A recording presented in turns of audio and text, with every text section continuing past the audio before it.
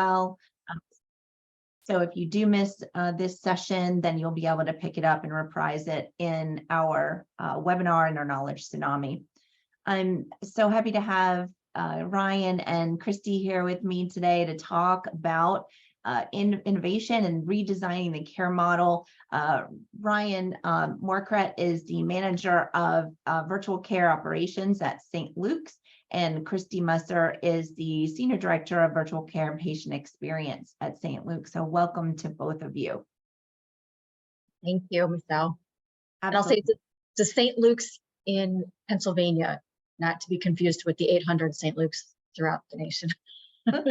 Fair enough. That's a good point. St. Luke's in Pennsylvania, exactly. So let's talk about redesigning the care model. After the pandemic and during the pandemic, we really just used virtual care tools and telehealth to replace in-person visit and allow for convenience care, obviously to reduce public health spread and reduce infection, et cetera. But now that we're post-pandemic, some of what we're seeing in the industry is we're really just bringing forward some bad processes, and sort of what we saw in a bit of the Y2K scenario where we brought paper processes forward in the electronic world, or even in meaningful use, I should say. So how do we go to that next step in redesigning care and the care model and digitizing care in the way that we want to see it happen in the future? And Christy, you want to start, and Ryan, you can add? Sure. You know, I was just at a conference last week talking about this throughout the whole conference. And from my perspective, it comes down to thinking differently. So we can't just, what we did during COVID was awesome, but like you said, Michelle, we just digitized our current process, and that's creating actually a digital divide. It's creating continued and even more fragmented care than we already have in our system. So what we need to do is think about more of moving from an individual sport to a team sport. You know, that's going to involve, in addition, that value-based purchasing, value-based reimbursement. That whole model needs to change, so that needs to continue moving forward. And then we need to just look at how we can create a seamless experience for patients and not think about it as in-person care, video visit, or virtual care, but think about it as care across a continuum that involves multiple touch points that may be in person, that may be virtual, that may be digital, that may be synchronous, that may be asynchronous, and sometimes all in the same day, but it's all care that comes together as a seamless journey for a patient. So again, there's a lot that we could dive into on that, but we have to start thinking differently about how we provide care. And it takes a lot of out-of-the-box thinking and challenging each other as we start to reimagine what this looks like. Right. And Ryan, Christy mentions this team sport versus individual sports. So how do you operationalize that?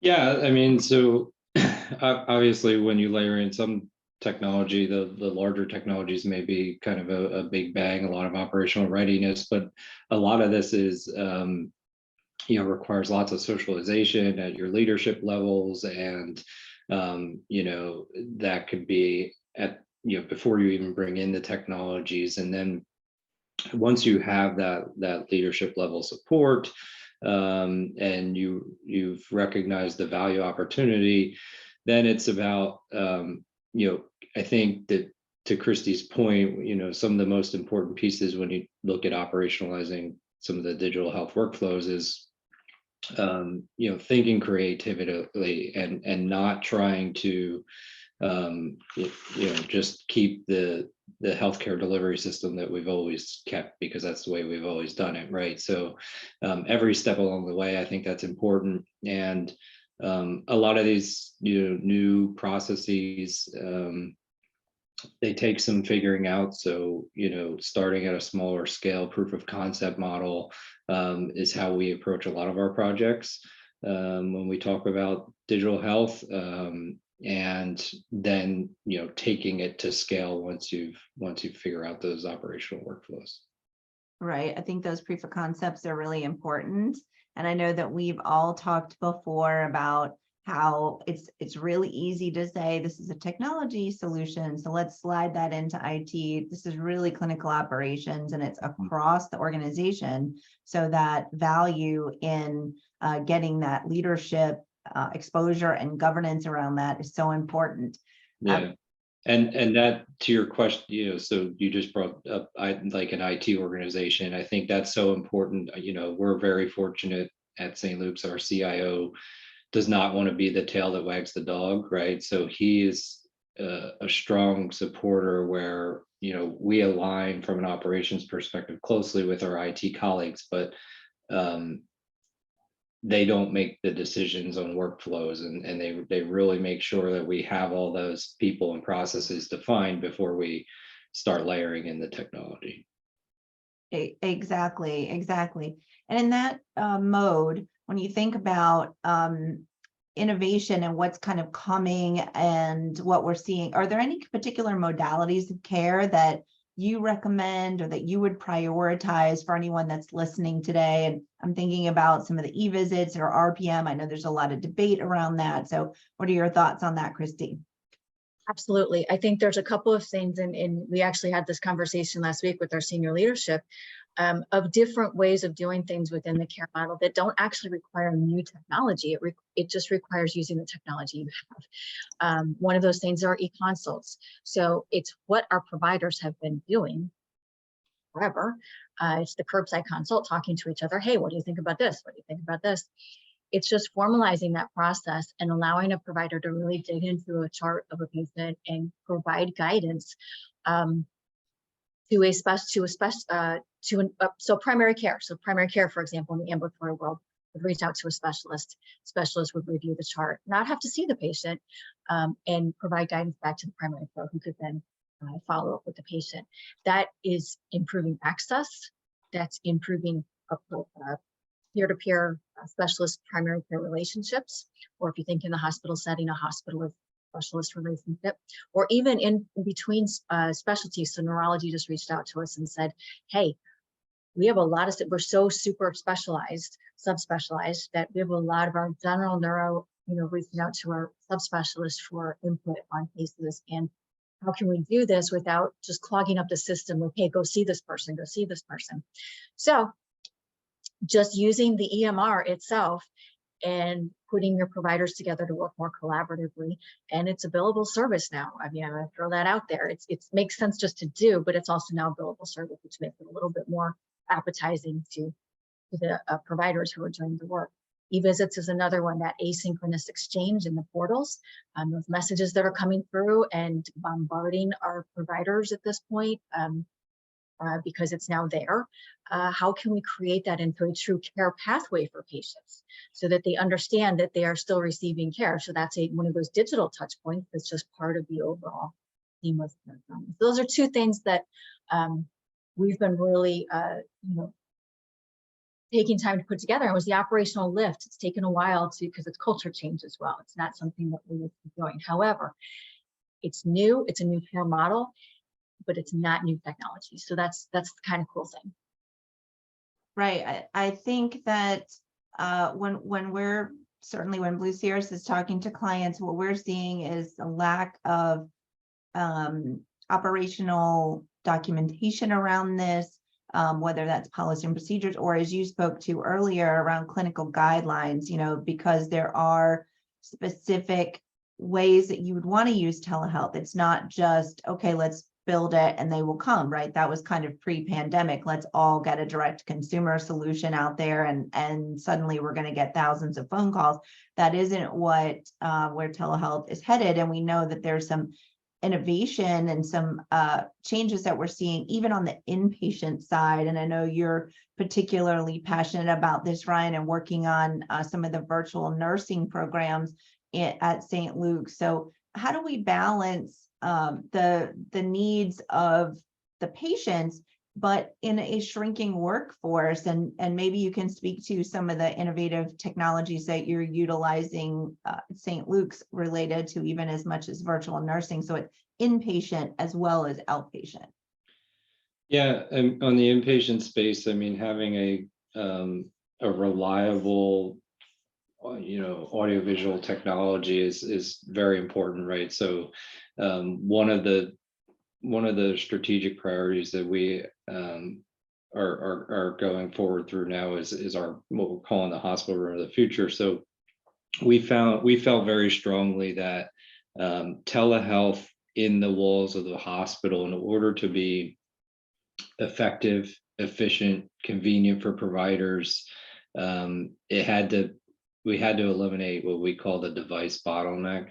So I've talked about this a lot with some colleagues across the nation, and when you're using mobile devices in a hospital, it just becomes very cumbersome to manage that, right? So you've got location issues, you've got connectivity issues, you've got and then you get decreased buy-in because the provider or the nurse who wants to use it has to, the people have to take time out of what they're doing. So we are going with a fixed in-room solution, because these patients are in their room, right? They're a captive audience, and if we can take that bottleneck out, where anybody on the care team can now drop in the room, right? If you've ever been in a hospital as a patient or a provider, you knock on the door jamb and you walk right in. Well, at least before COVID, that's the way we did it. Maybe now you have to gown up and everything, but it's no different. So knocking on a display screen, whether it's a computer or a TV, using the TV and just popping into the room. So what we're looking at, we have 3 of our acute care hospitals fully outfitted with that in all ED, critical care, and acute care spaces, and that empowers specialty physicians to deliver, again, convenient, reliable, telehealth to those patients.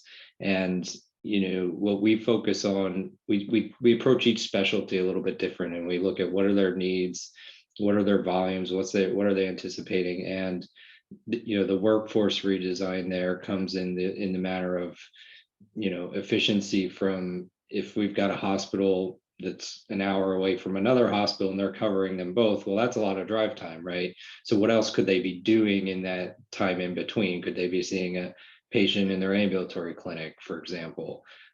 So that's how we do it at the specialty level. And then with nursing, the workforce is no good, and it's not getting better anytime soon.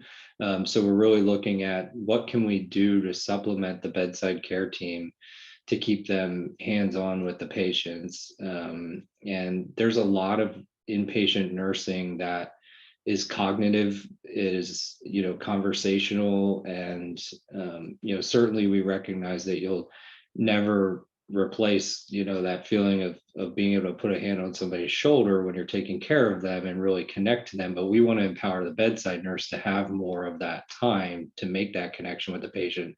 So we have virtual nurses that can hop in the room at any point in time without anybody having to help them on the technology side, because we have that reliable technology in every room.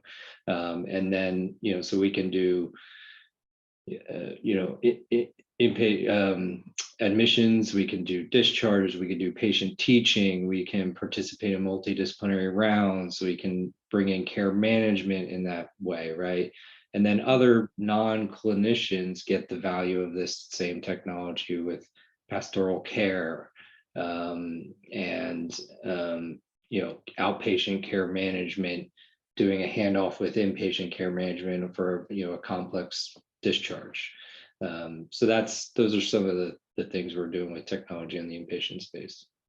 One of the things that I've heard you and Christy speak about before, which I think is interesting for folks to know about, is you've actually taken your technology in your rooms and I would call that really supersized it, right? Your televisions, your monitors, or whatever they are in the patient's rooms are really large, so that the patients will see the physicians and clinicians and other caregivers that may be coming in kind of full size. Is that right? And that was something that really putting on my patient experience hat, which I'm blessed, and I think it's really cool that I'm able to work in both capacities, because they really go together. and putting on my patient experience hat, thinking about, you know, when you're seeing someone on an iPad, I get it. Like we do Zoom, we do all that kind of stuff with people every day. However, in the hospital, making it lifelike for the patient, I felt was very, very critical to the patient understanding that this person really was a part of the care team and they're in the room with you. And I don't know if you've seen some of those, you know, high tech shows where you walk into a room and the person's like on the screen. I mean, it just really makes it feel like you were with that person. So making it more lifelike was an important piece to us in kicking this off, especially because this is so new. As technology evolves and as more people are used to technology, it may not be as important, but I think right now, as we're just starting, it's an important piece. What has been your patient feedback on that? I'm curious. Overall, it's excellent. We've had, you know, oh my gosh, like this is so cool. I'm gonna go, you know, tell everybody about it, right? A few people who are like, I don't want you spying on me. I don't like the fact that there's a camera there, right? So it's just a matter of how we narrate and talk with them about it. So that's another important piece that we've been working with our staff on, how we explain technology to patients and how it's working today for them. Same thing with, you know, we have a clinical communication system where we're able to text and document right on our phones.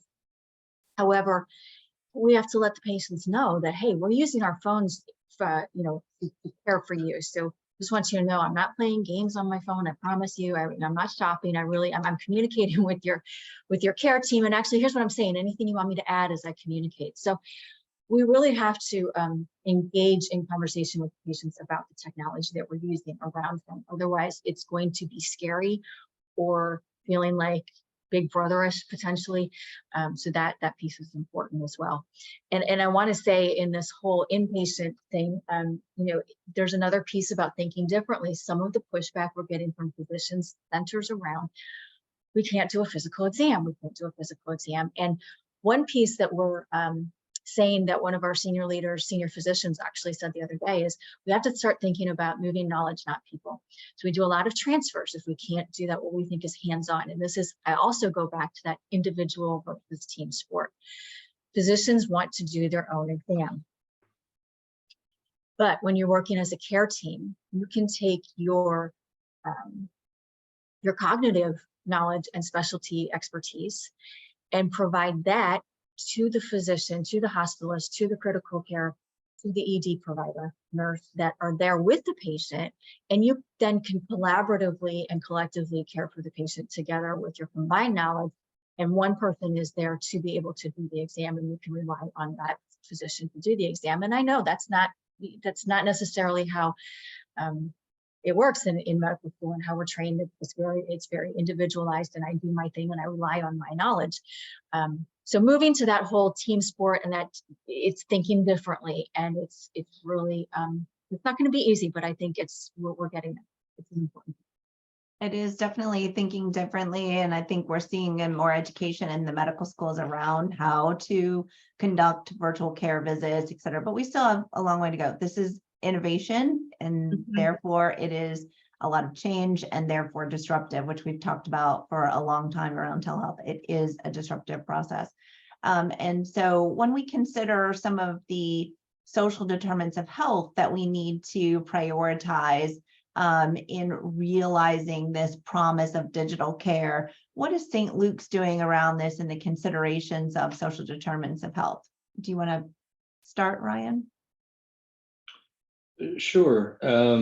You know, in terms of, you know, certainly we're limited in terms of we can't deliver broadband to our rural areas that don't have broadband. We can advocate for that, which we do. And, you know, I know many hospitals and hospital associations are advocating for that expanded broadband. But what we're looking, you know, what we do in terms of the ambulatory space, you know, much like a larger network our size, some of your subspecialists might be, you know, generally more centralized in your urban area, and getting appointments to see them, you know, can take a long time, and then there's travel that you have to layer on top of that. You know, I bring this point up because we had a recent patient comment it was very positive, but the one criticism they offered was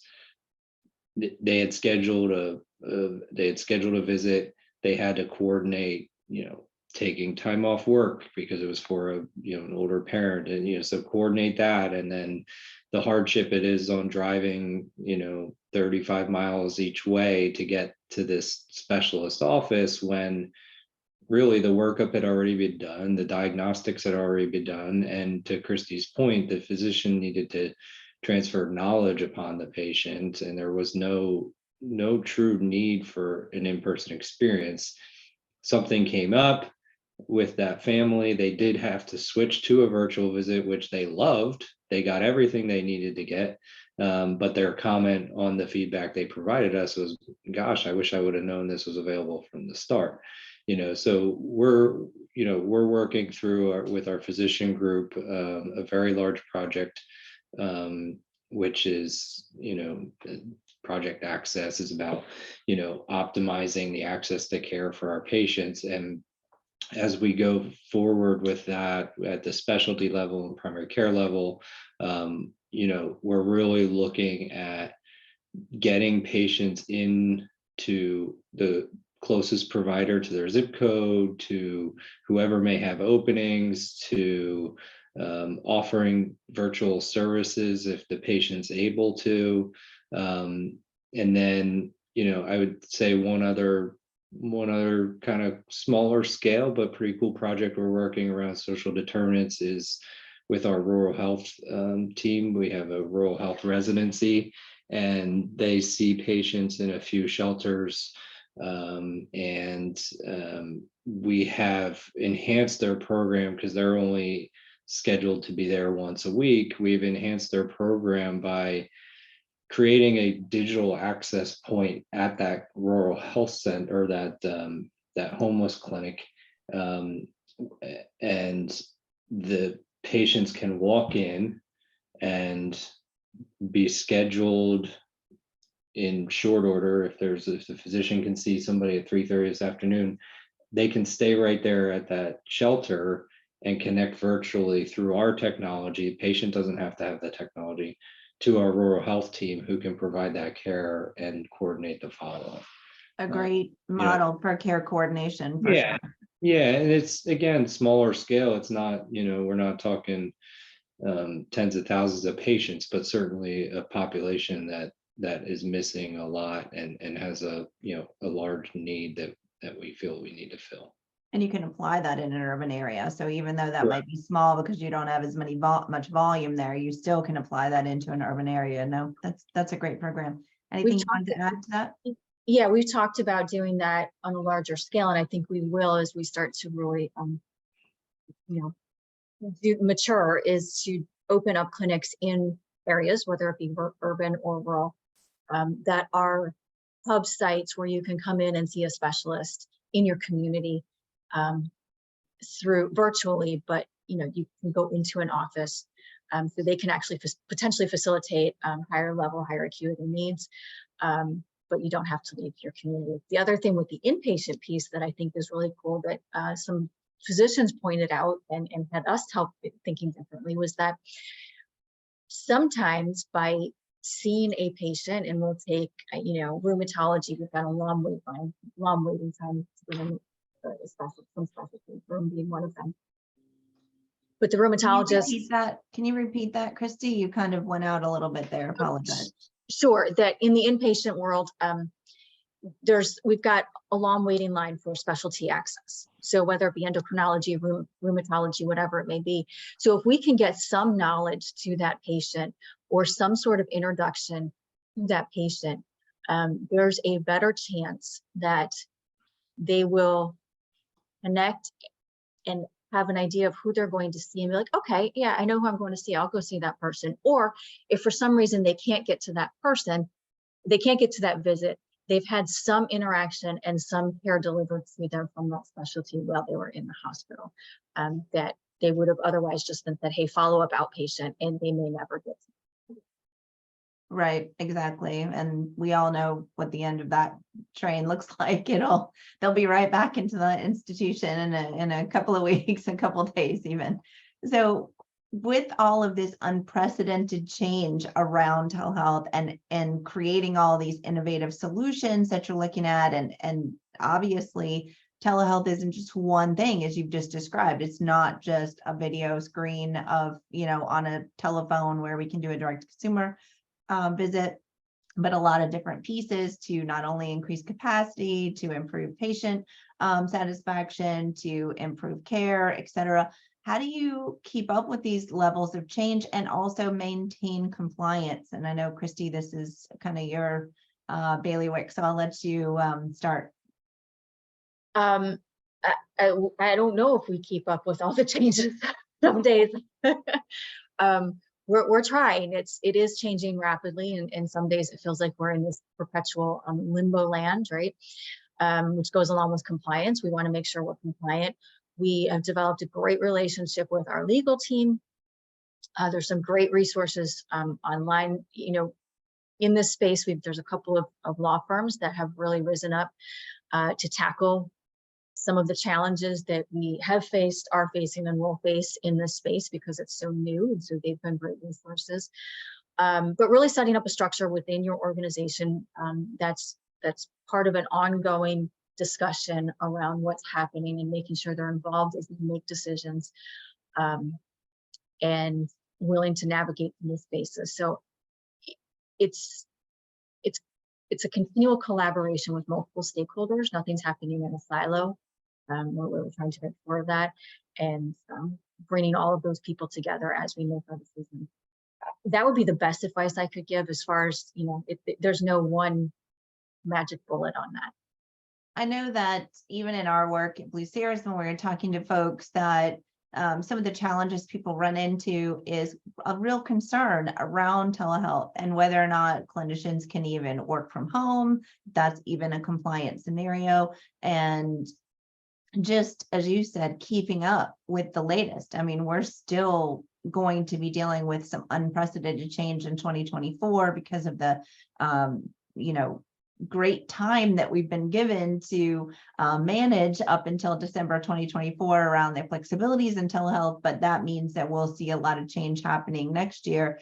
And one of the pieces of advice that I've given folks along the line is to continue to educate yourself, watching these types of videos and webinars, et cetera, because you see what other people do. And if there is apprehension, even from your legal team, around clinicians working from home or doing telehealth or the variety of different modalities that you've seen, it's likely that they really just need to understand it and see it in black and white. And so if you've got it written down somewhere or someone's done a presentation on it, that you can connect them with an organization, that's a really great way to kind of start to bridge the gap. Because obviously compliance, their job is to reduce risk in the organization. Anytime you're doing these cutting edge innovative tools, whether they're telehealth, virtual care, anything around patient experience, or even as far as AI, that introduces risk. There's no question about it.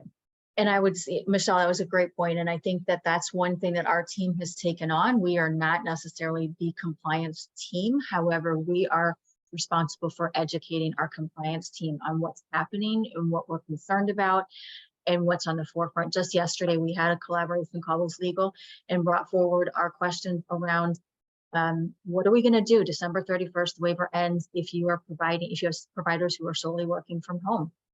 And the whole enrollment question, that's a TBD, what's going to happen. And we, our legal was asking us to help them understand and grasp what was prior state, what's current state and what's future state. And we pulled up and found a letter that the AHA had written to CMS at the beginning of October. And we were able to put that in front of them and say, read through this. It really clear, clearly outlines. And so networking, looking at our groups that support us, the ATA, the AHA, and consulting groups, the Cirrus, these webinars that you can get a hold of are so good to help educate our legal teams and our compliance teams in these areas and help them to better understand. So just continue to do whatever you can do in that area. Yeah, don't get us started with box 32, right? We're not even going to go there in this Yeah, like webinar. I don't want to think. I have a feeling we're going to be okay, and I have heard that next year is going to be the Super Bowl for telehealth, because everything comes down to 2024. And if you've ever had a favorite team in the Super Bowl, I feel like, you know, telehealth is in the Super Bowl right now, and we're going to win this. That's a great analogy. I love that. So on that note, what's the next big thing for St. Luke's around virtual care? Gosh, you know, I just, and Ryan, I'm sorry, you probably have some thoughts on this too, but virtual first, I am a big virtual first advocate. And what I mean by that is that, again, we are going to have hybrid care. Nothing is absolutely always going to be virtual, but starting virtually usually makes sense. And so I would love to see us develop a virtual first program where we have a virtual primary care practice. And I think we're putting the kind of the pieces in place to see that happen. And even some virtual first specialty where we help patients, give them what they need to be successful with virtual visits. They connect virtually first, and then our virtual teams, our virtual providers, would connect them to appropriate in-person services when needed and white glove it within the network. So it's not fragmented. We're not looking to fragment the care. What we're looking to do is provide that experience that you can enter the funnel virtually, get done what you need done virtually, and then be white gloved and connected appropriately to in-person services.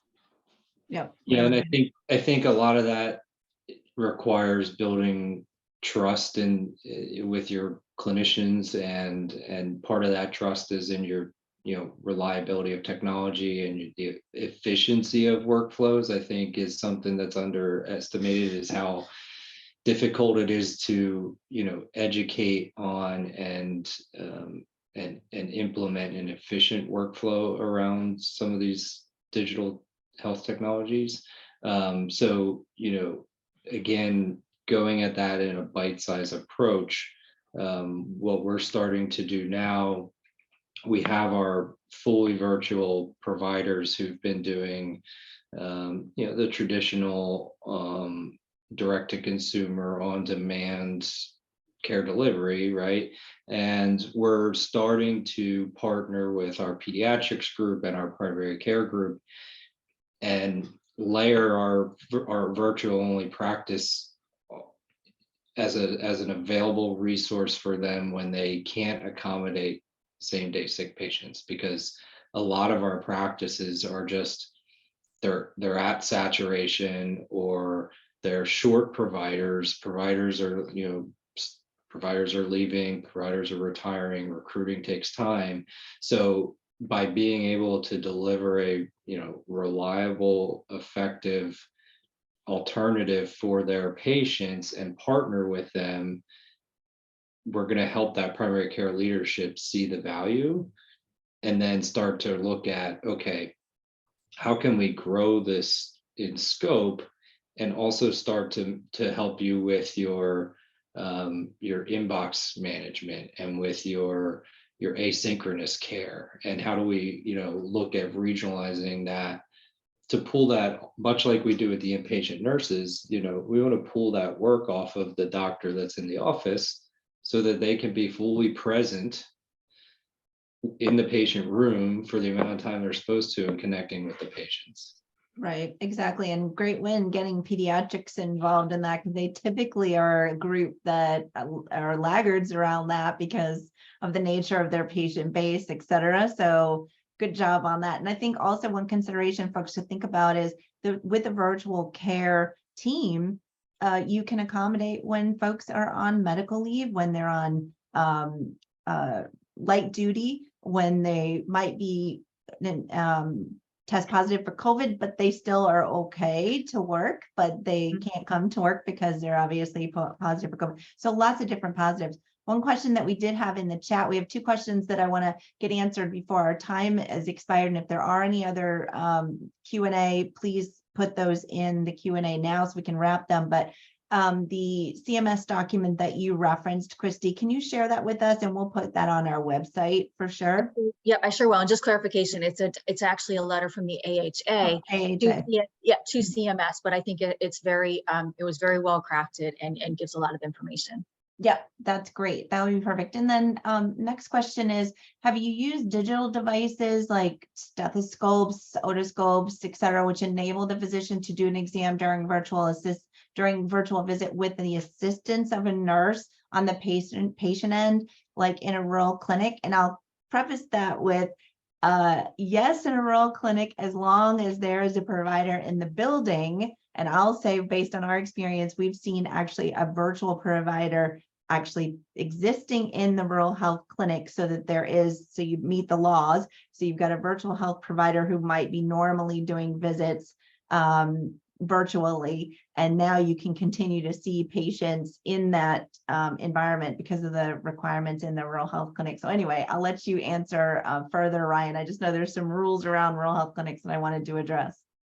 Yeah, so I mean, not well, one of our rural health clinics, we do have a dermatology program that leverages a digital horoscope for them to be able to evaluate skin lesions and work that that resident who's caring for the patient at the bedside through diagnosis or treatment, et cetera. So that's limited to dermatology space. We have some stethoscope technology that we've tried out.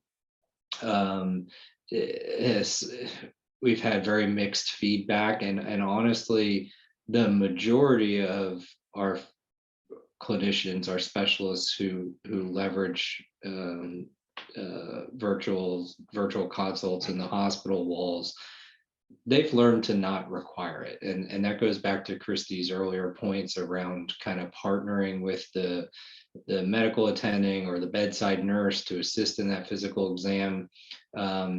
We are looking forward to the evolution of devices that are able to seamlessly integrate with the technology we have in the hospital rooms. There is something coming, it's in the FDA process is what we understand, but that will help us to be able to connect, and from any one of those TVs in the room can have that multi device connected to it. So we're looking forward to that. I think that allows you to really enhance the level of care you provide, and I think that's more important when you're looking at a virtual ICU type of approach. Like when you're doing some really high acuity management of patients, some of those technologies I think are more important.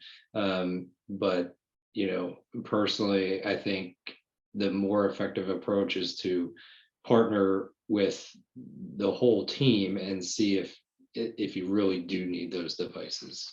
Right. Quick question on one of the questions came from a professor that's working at the University of South Carolina in the health informatics graduate studies and research. And does your institution have any interest in research partnerships with faculty or PhD students in innovating, developing proof of concepts, et cetera, and potentially going for grants and aiming for publications? I think that would be something to talk with offline. I mean, we do have we're an academic hospital research institution. So I think there's probably a lot of possibilities there. So I'd love to connect. Absolutely. I'll make sure to connect you with this person that asked the question. And then wanted to know, what was the video platform that you used at St. Luke's? Currently, it's Amwell. But we are always, we've not saying that we're moving from Amwell. It's currently Amwell, but as I think in the space, as you mentioned, Michelle, there's always continual changes. So we're always analyzing what's out there. Yeah, it's smart to do that. It's smart to look at the market, what's changing, what's happening. I think there's a lot of different innovation that's happening, both from the Amwell perspective and other direct-to-consumer solutions like a Teladoc and like even a BrightMD. Even now we're seeing other, companies coming into play as well who are bringing new innovation, which is a great thing to do. And I think it's important as you bring any of these technologies in to participate with them as a partner as much as possible. And that's in terms of development and, having a voice in the roadmap and prioritization of product. So, that's something that we look for in our vendors when we make that selection, and it really pays off on the back end.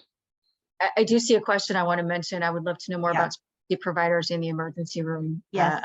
And by Ryan, and we have, so really we're focusing on when patients come into the ED, we're looking at PEDS ED, right? So in one of our community hospitals is bringing in a PEDS specialist when we have pediatrics come into the emergency room. And just simply bringing in that cognitive, again, that cognitive knowledge when a patient comes in and there's a question about transfer.